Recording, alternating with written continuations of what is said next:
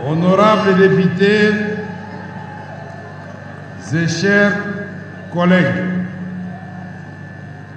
au moment où l'honneur me choisit d'assurer la direction de l'Assemblée nationale, permettez-moi, en dépit de l'émotion ressentie, habituellement en pareille circonstance, car il arrive des moments dans la vie où vous sentez que la parole est insuffisante pour traduire le sentiment qui vous anime, car traversé par des émotions parfois contradictoires. En prenant la parole devant vous aujourd'hui, je ne peux m'empêcher d'évoquer la main de l'Éternel qui, se plaçant au-dessus de nos insuffisances, a permis que ce jour arrive pour qu'ensemble nous soyons mobilisés afin de servir notre nation, pour que nous soyons présents pour affronter les défis auxquels elle fait face actuellement. Mes remerciements s'adressent à Dieu, notre Seigneur et notre Créateur, au président de la République, chef de l'État, commandant suprême des forces armées de la République démocratique du Congo, à qui notre peuple a renouvelé sa confiance et à qui encore je rends mes hommages les plus déférents. Je vous demande d'applaudir et le tout-puissant Dieu créateur et son serviteur Félix Antoine Tshisekedi Tshilombo de façon frénétique. Je voudrais aussi remercier le peuple congolais et vous, mes chers collègues députés, qui viennent de me charger de conduire notre destinée parlementaire à bon port. Cet événement intervient au moment où les ennemis de la démocratie ont agi de manière criminelle contre notre État, sémant à l'Est et maintenant à l'Ouest un fleuve de sang dans une aventure de prédation qui n'a que trop duré et à laquelle nous sommes déterminés de mettre fin. Dernièrement encore, nous déplorons l'incursion d'un commando non autrement identifié et lourdement armé qui a tenté en vain de déstabiliser les institutions de la République et dont ma famille et moi-même avons été victimes, et nous avons eu la vie sauve grâce à la miséricorde divine.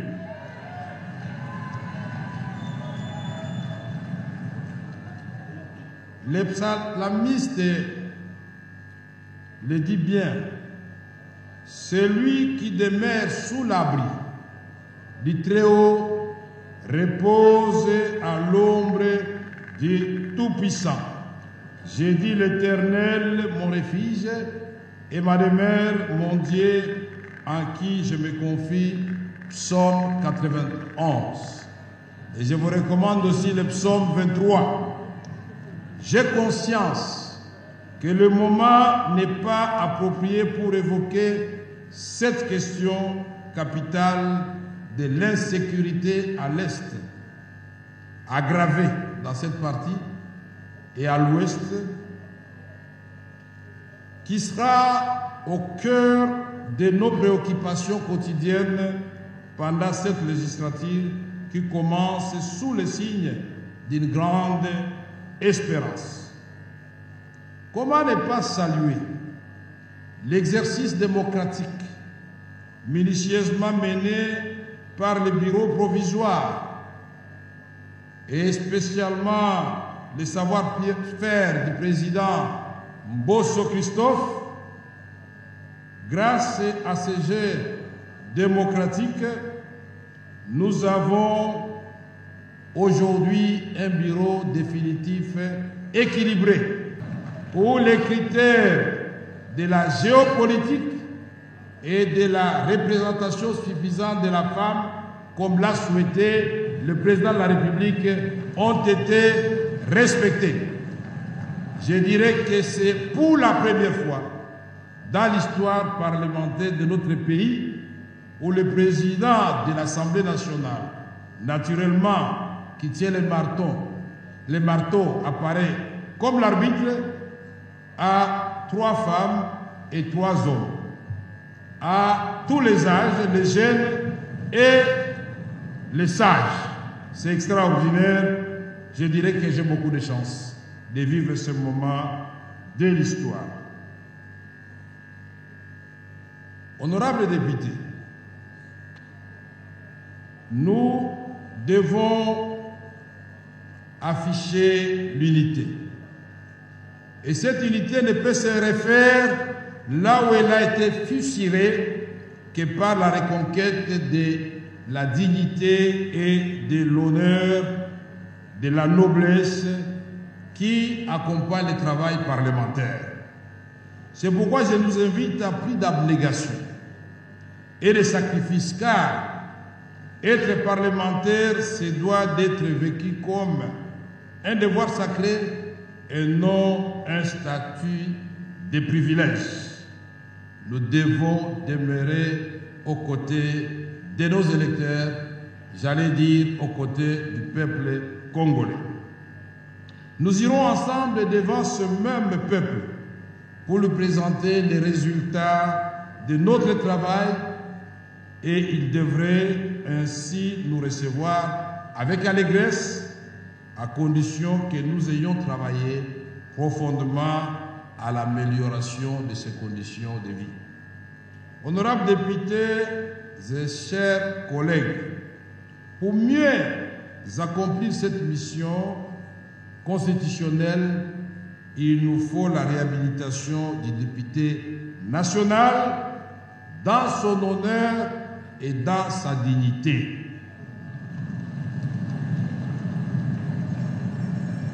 Les députés, en tant qu'élus du peuple, méritent respect et considération. Pour cela, chers collègues, vous pouvez compter sur moi, collectivement, mais aussi individuellement, pour qu'ensemble nous rendions à l'Assemblée nationale ces lettres de noblesse et faisons d'elle un véritable temple d'expression démocratique où le débat démocratique aura bel et bien lieu, majorité très significative et l'opposition, malgré sa dimension, que de ces débats, de cette dialectique, puisse jaillir la lumière qui va baliser le chemin de la réalisation du rêve de son Excellence, Monsieur le Président de la République, Félix Antoine Tshisekedi Tshilombo, de restaurer à notre pays son rôle du moteur du décollage de l'Afrique subsaharienne. Honorables députés, chers collègues, nous allons ensemble, dans l'union des intelligences, transformer ce qui apparaît actuellement comme une malédiction de nos ressources naturelles en un véritable atout qui va placer la RDC, la République démocratique du Congo, au cœur de la transition énergétique à laquelle l'humanité est contrainte suite aux effets néfastes du changement climatique. Et dans cette vision, la RDC sera non seulement pourvoir de la paix et du développement pour ses voisins, mais pour l'ensemble de l'Afrique subsaharienne. C'est ce Congo-là, rêve de Kimbangu et de Lumumba, que le président Félix Antoine Tshisekedi Tshilombo veut concrétiser sous forme d'héritage aux générations future.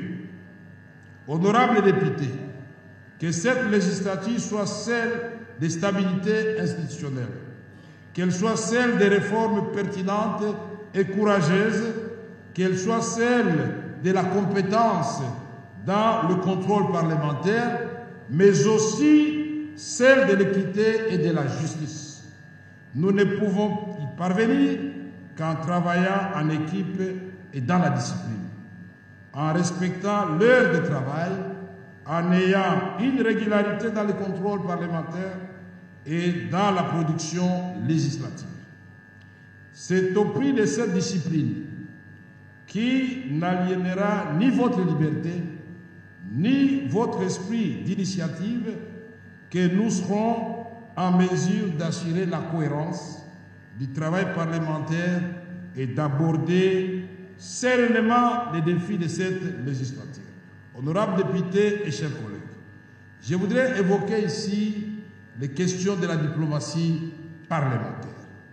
Les honorables députés devront s'impliquer non seulement dans les questions de coopération régionale et internationale, mais également des questions qui concernent le retour de la paix à l'est de notre pays. Personne n'ignore que la République démocratique du Congo fait face actuellement à une agression féroce dans sa partie est causée par le Rwanda et l'Ouganda. Pour cela, je voudrais vous demander de bien vouloir vous lever pour observer 1 minute de silence en mémoire de tous les morts à l'est du pays, et spécialement ceux qui ont été touchés par les obus lancés par M23 dans les cas de déplacés civils à Mugunga, dans les encablures de Goma.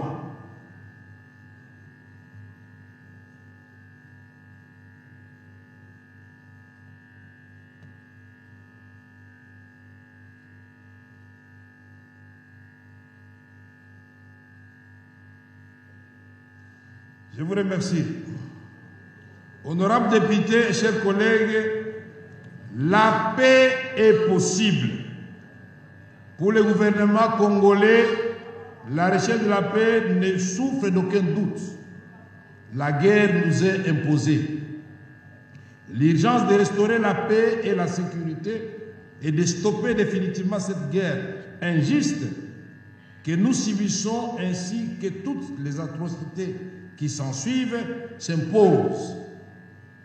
Plus elle dure, plus elle cause des dégâts humains et matériels chez nous. N'oublions pas que la guerre se déroule sur le territoire congolais. Honorables députés et chers collègues, les points inscrits à l'ordre du jour aujourd'hui étant épuisés, comme l'a si bien dit le président du bureau provisoire, l'honorable Mbosso, les matières ayant été bien fixées dans la Constitution, et aujourd'hui, le point de chute, c'était l'installation. La séance est donc levée tout en vous souhaitant bonne fête pour ceux qui vont fêter, mais moi je voudrais vous souhaiter une bonne méditation, car la responsabilité qui est la nôtre est énorme. La séance est levée.